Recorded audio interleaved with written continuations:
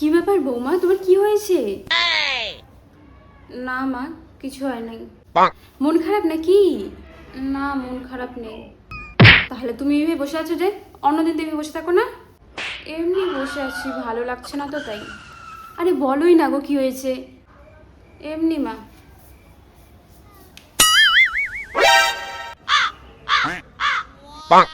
কি জ্বালা, মন খারাপ করে দাঁড়িয়ে আছে এখন।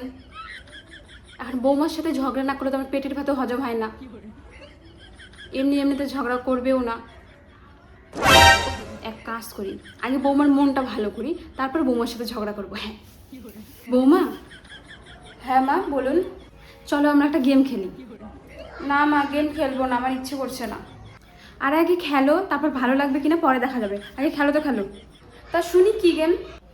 আজকে সারাদিন তুমি হবে শাশুড়ি আর আমি হবো বৌমা। তারপরে আমরা এই গেমটা খেলবো। তোমার যেটা ইচ্ছা বলবে, আমার যেটা ইচ্ছা বলবে, ঠিক আছে? আজকে এনাকে হাতে নাতে পেয়েছি, গেম তো খেলতেই হবে। কি ব্যাপার বৌমা, কি ব্যাপার? এইভাবে যে আমার সামনে দাঁড়িয়ে আছো, ঘরে কাজকর্ম নেই তোমার? যাও গিয়ে কাজ করো। এসব কেমন কথা বৌমা?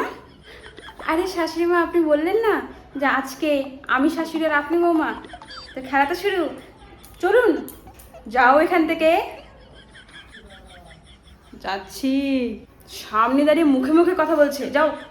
আজকের দিনটা খালি যাক, কালকে মজা দেখাবো আমি। কি ব্যাপার বৌমা, তুমি যে এইভাবে বসে আছো, কাজগুলো কে করবে? আমি করব? তোমার মা বাবা কিছু শিখায় নাই? বড়দেরকে কীভাবে আদরে যত্নে রাখতে হয় শিখায় নাই কিছু? যাও গিয়ে বাসনগুলো মাজো, যাও।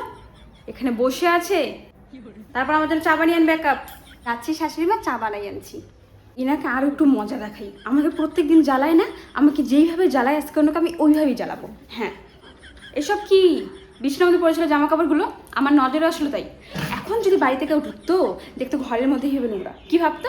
বাড়ির বউটা কোনো কাজ করে না, বাড়ির বউটা আলসিয়া। না, তোমাদের মান সম্মান নাই থাকতে পারে, আমার একটা মান সম্মান আছে এই বাড়িতে। হ্যাঁ মা।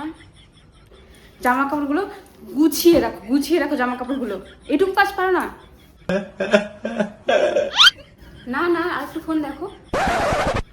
ফোনের ভিতরে ঢুকে যাও একবারে, ফোনটা গলার মধ্যে ঝুলিয়ে নাও পারলে। আমার ছেলে কিছু বলে না তো, তাই মাথায় চড়ে গেছো। অমন ভালো শাশুড়িও পেয়েছো, শাশুড়ি তো মুখে মুখে কিচ্ছু বলে না, যেটা মন চায় সেটা করতে পারো।